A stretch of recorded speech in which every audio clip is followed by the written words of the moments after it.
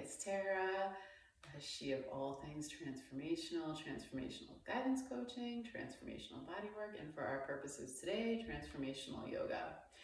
So today what I have in mind is that we're going to play around with rotating around the central axis. And one thing that I have noticed a lot as a yoga instructor, and what I felt in my own body and what I know from being a massage therapist, is that people twist in ways that exasperate potential dysfunction in their low back and their sacroiliac joint, that's your tailbone and your pelvis, and over time this can cause issues, right? So there's ways to modify how we rotate, especially when we're rotating consciously, say in a yoga practice or something like this, so that we protect the back.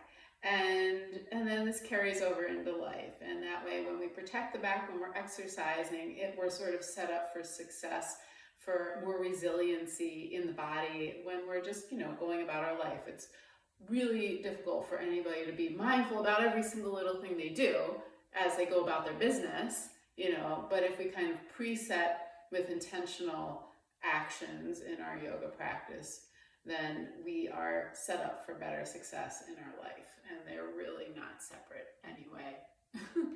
So we're going to start out today going from mild up to more advanced postures. And you can kind of take any part of this that works for your body and stop wherever it gets a little too, too advanced or you're not interested. The first thing almost everybody should be able to do, unless they're in, an acute state of dysfunction or pain, have some kind of herniated disc. Don't do this if you have herniated discs or if you have major sacroiliac issues. This isn't a routine for you.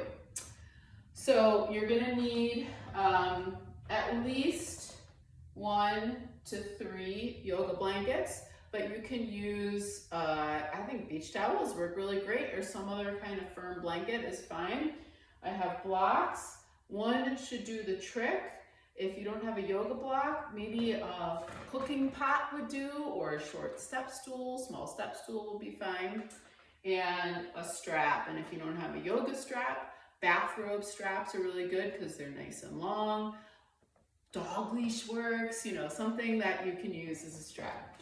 And we're going to start with 1 blanket on the mat in this position, and on hands and knees.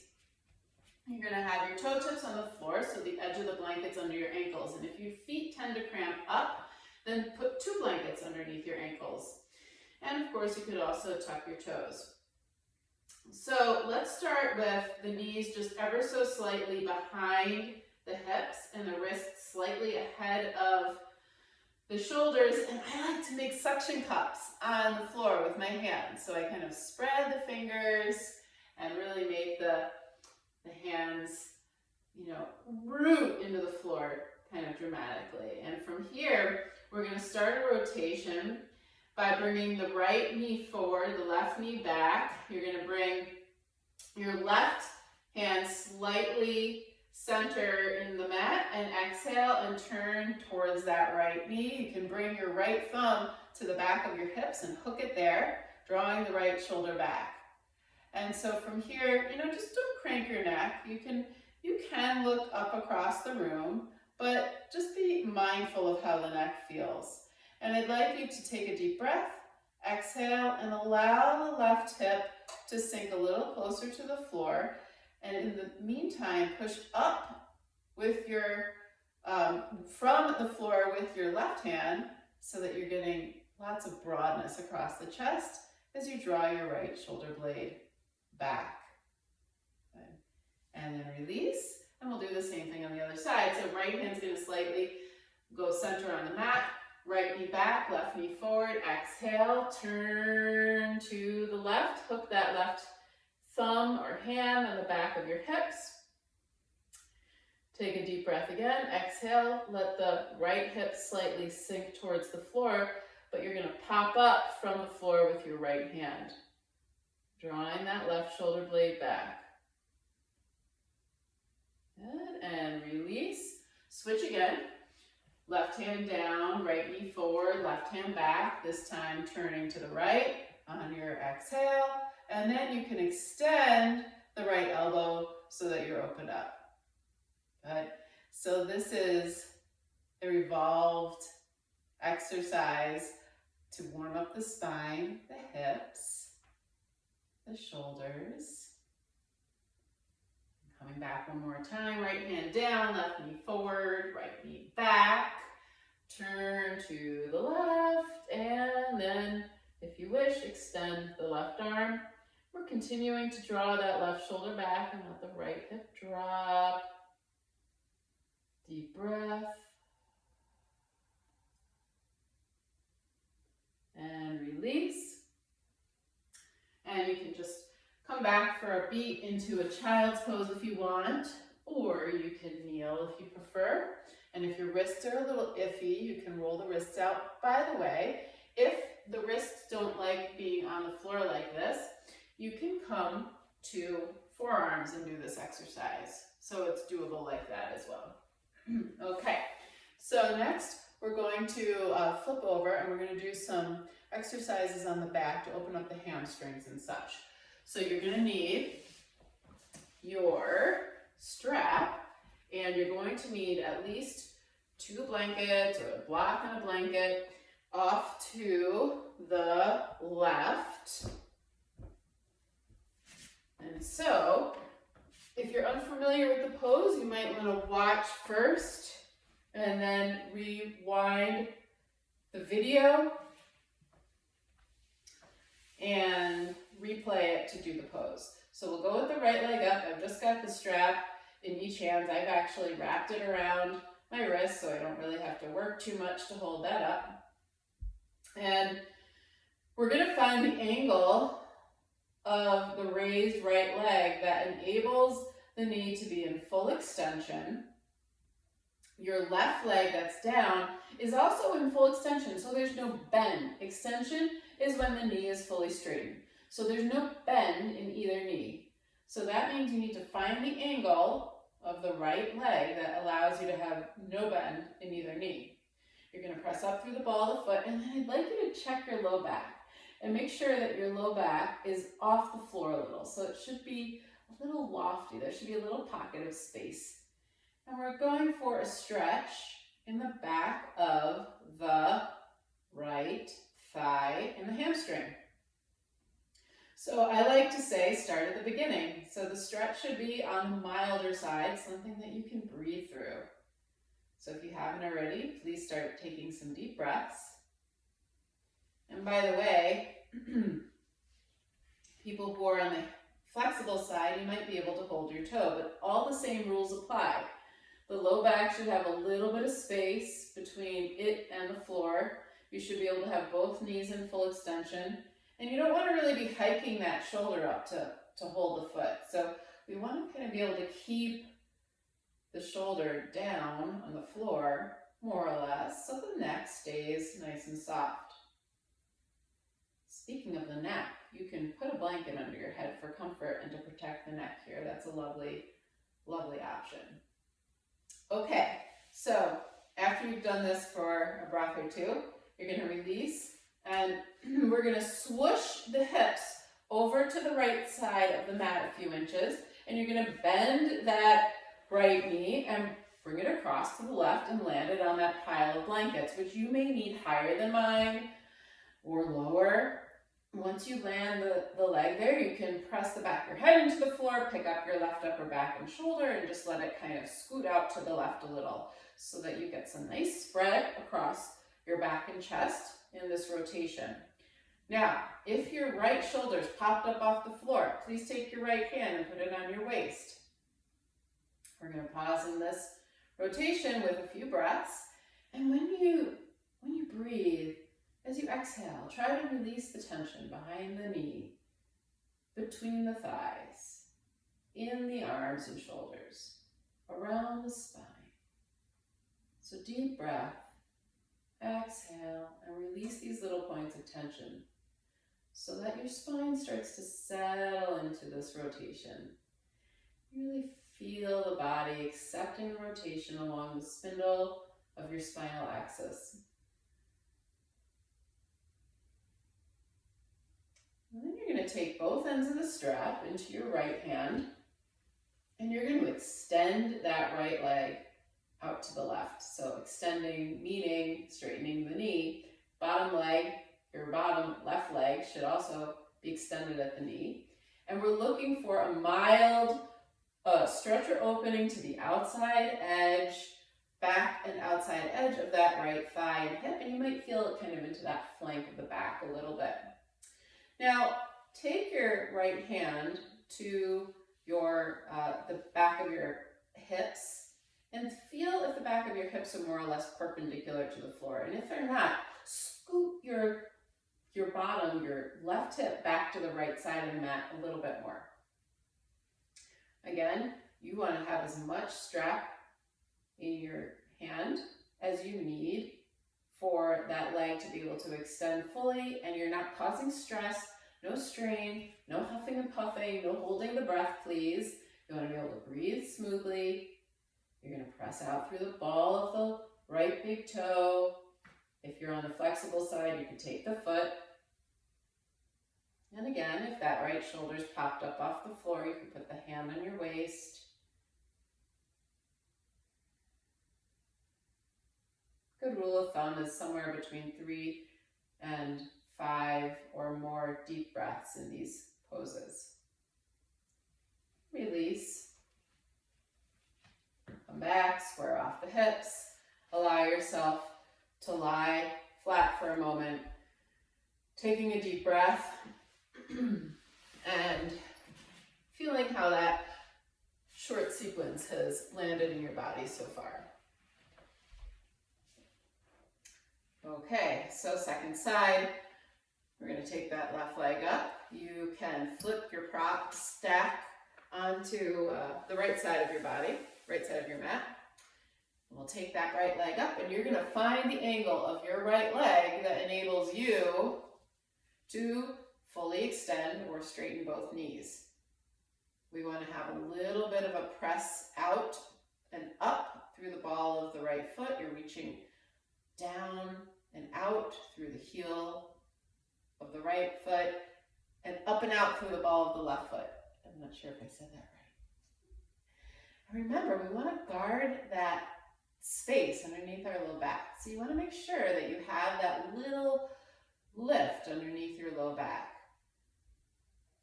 Okay, so of course, flexible people, your leg is more vertical. People whose hamstrings are a little tighter, you let the leg out more, somewhere around 30, 40, 50 degrees, something like that. Find your angle. Very flexible people take the toe, but make sure that you're not straining the neck, that you still have a little space underneath your low back and can extend the legs fully. So find your version of this pose. Deep breath. No grimacing, please. And then release. And we're going to swish the hips several inches over to the left side of the mat. Roll onto the outer right hip and cross that leg, your left leg, onto the stack of blankets to your right. You're going to pick up that right upper back and shoulder and just scoot it out an inch or two to the right. And then decide if your left shoulder will feel more comfortable with your left hand on your waist or with the arm extended.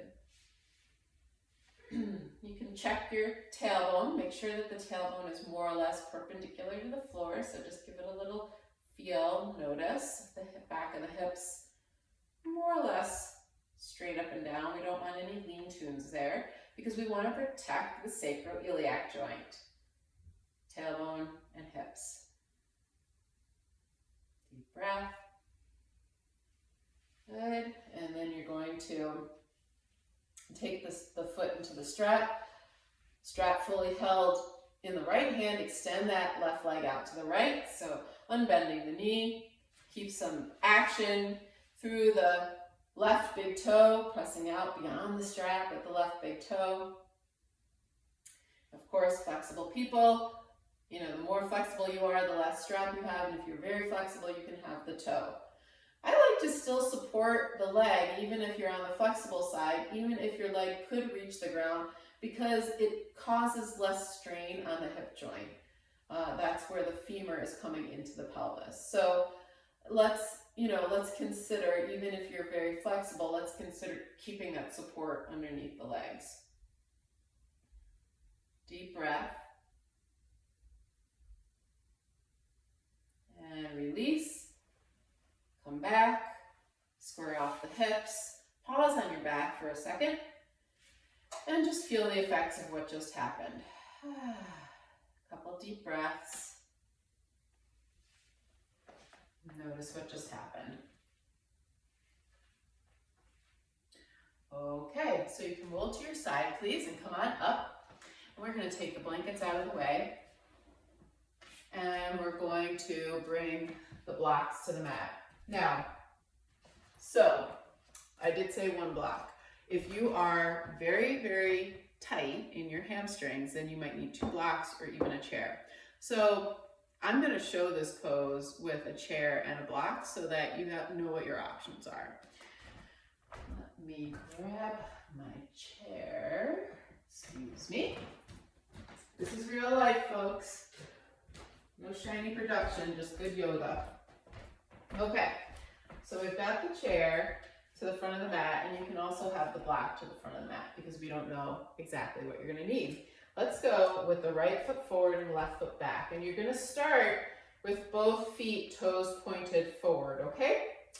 And if your balance is a little iffy, you could be next to a wall or have something beside you to touch. And let's just start by turning the hips into the right leg. So you're going to turn to the right.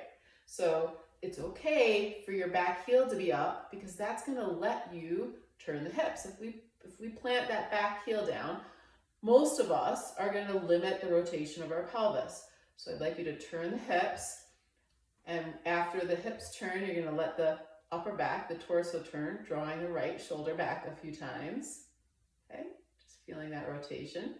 And then when you can't rotate anymore, reach, reach, reach, reach, reach, forward, forward, forward with the left hand. Reach, reach, reach, reach, reach. If you're on the tight side, you might not reach very far. And you might bring your hand to the back of the chair or to the chair seat. Draw the right shoulder blade back towards the spine, and this might be your pose.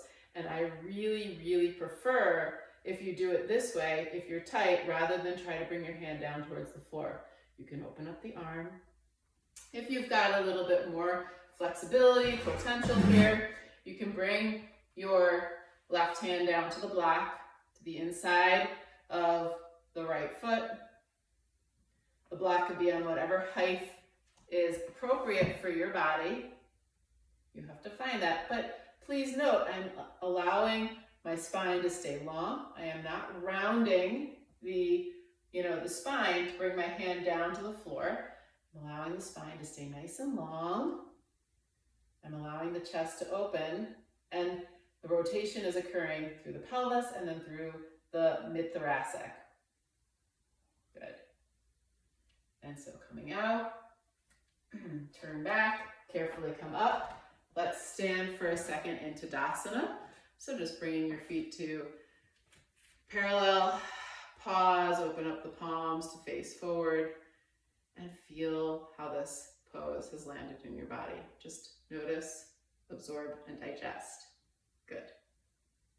And then let's switch sides. So I'm not going to use the chair on my second side, but if you need to use the chair, please grab it. Okay, so left foot forward, block to the inside of the left foot, or a chair in front of you. And you can just bring the hands to your hips. And we're going to start to turn a few times to the left. So first the hips turn, and then you finish that by turning in the upper mid-back.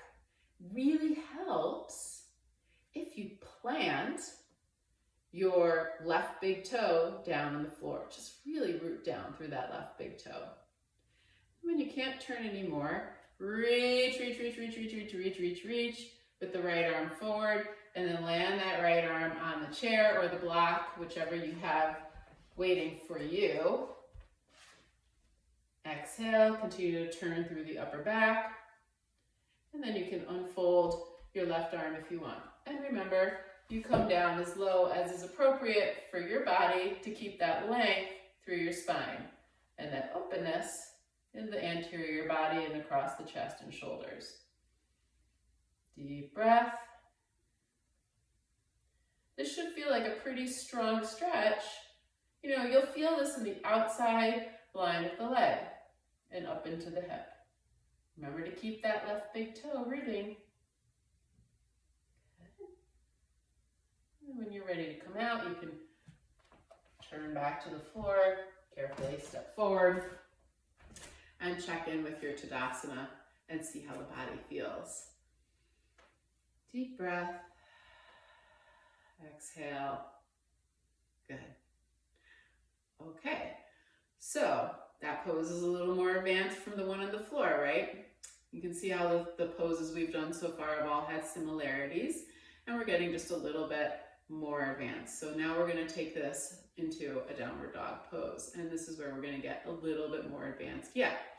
So for this, what you're going to need is one of those blocks to your right. And again, how about if you're unfamiliar with revolved downward dog pose, how about you watch first and then rewind and do it with me.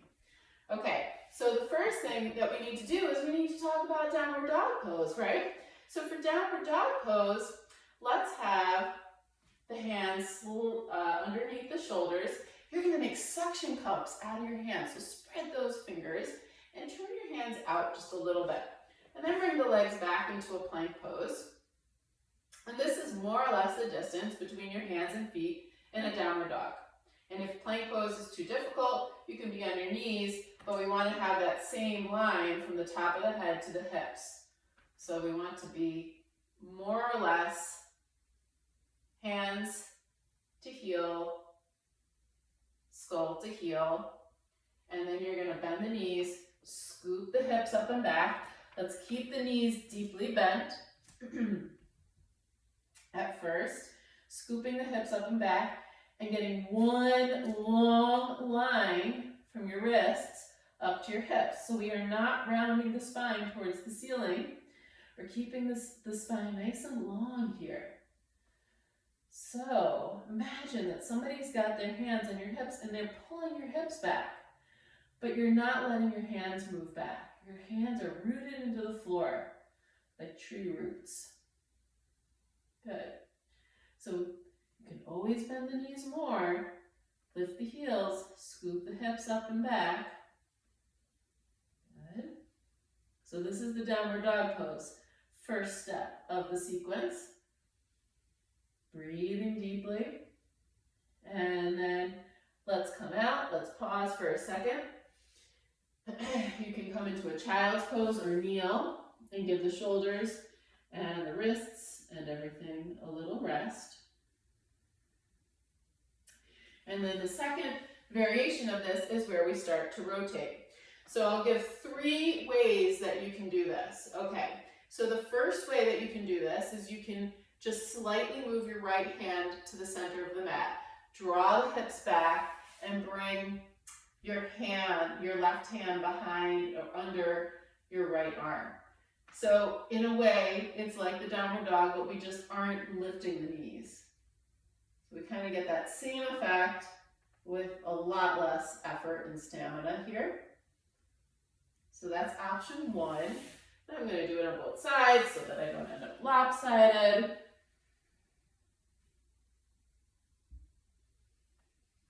And then option 2, we'll be using the block. So now I have the block off to my right and kind of aligned more so with like my knee. And I might need to move it, but I'll find out.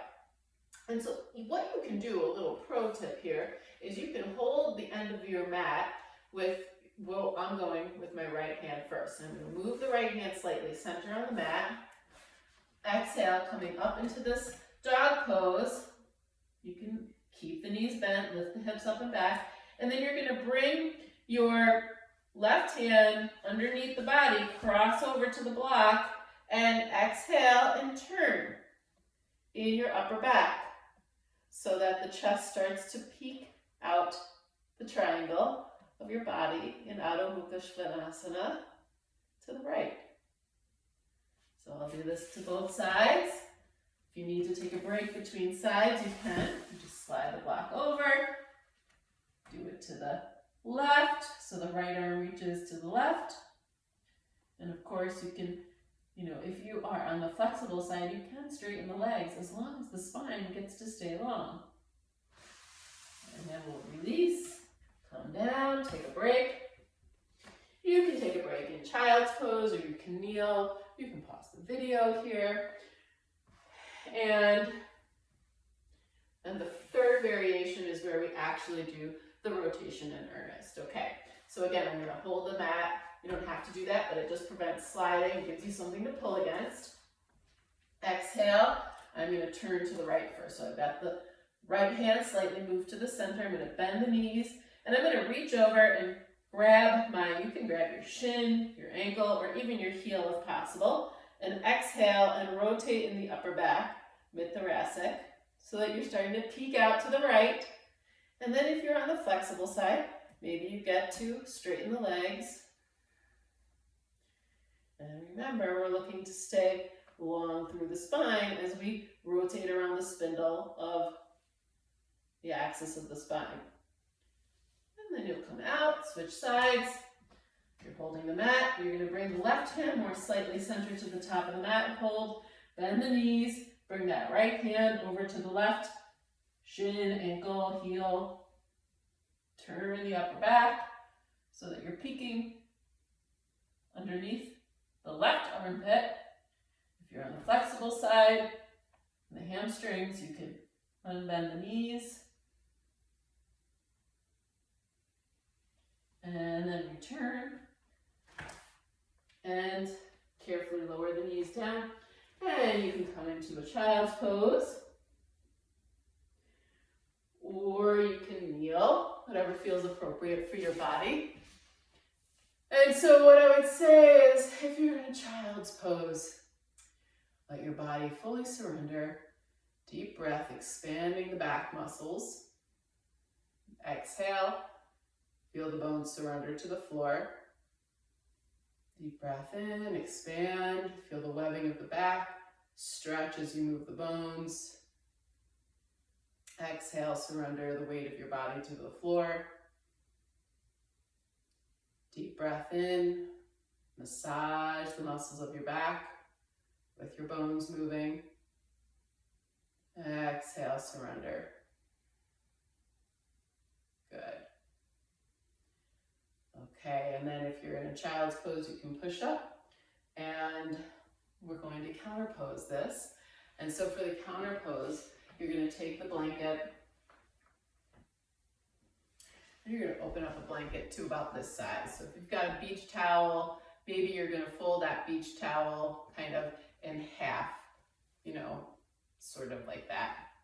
And so from here, then we're going to fold it accordion style in about thirds probably, so you get a decent strip like this. Okay? And then that's going to go across the mat.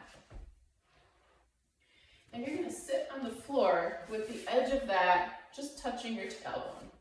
Okay? So it's not underneath your butt, it's just touching the tail. And you're going to lay down. And feel how this top edge of the blanket is just kind of below your shoulder blades. And of course, this is different. If you're very tall, it's going to be a little farther down. If you're very short, it's going to be a little farther up. But take your thumbs to the top edge of that blanket, trace them to the front of your body, and hopefully the top edge of that blanket is somewhere around the bottom of your chest bone. If not, adjust the blanket up a little bit or down a little bit as you need, so that that's kind of where that top edge of the blanket is. So what's happening is that we're opening up the front of the body in a passive pose. I want you to take a deep breath, exhale, and see if the back of the head and neck would like a blanket, take one of your other blankets if so, and just tuck it underneath the head and neck. We're going to take a few deep breaths here. Inhale, allow the inhale to widen the rib cage. Exhale, bring the abdominal muscles into the spine first, and then let the bottom ribs release down and in. Inhale, filling the space at the bottom of the rib cage, letting that crawl up towards the collarbones. Exhale, depress the tummy first, let the bottom ribs converge together and down, and then let the collarbones descend last. One or two more times. Deep breath in,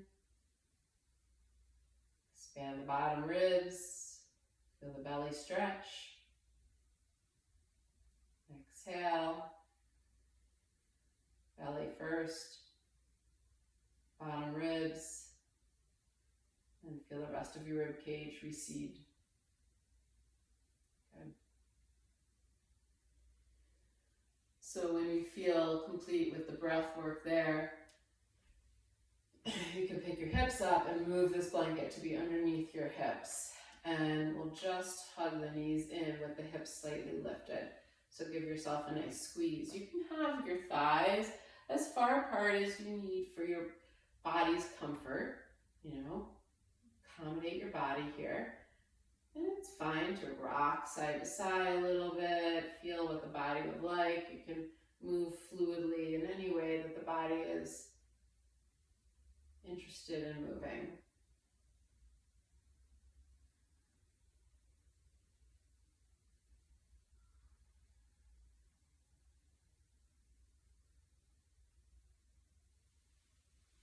And after this, and truly you could actually do that for much longer, but after that you can let the feet come down, slide the blanket out from underneath your tailbone, and this is where it would be nice for you to place a blanket under your head for sure.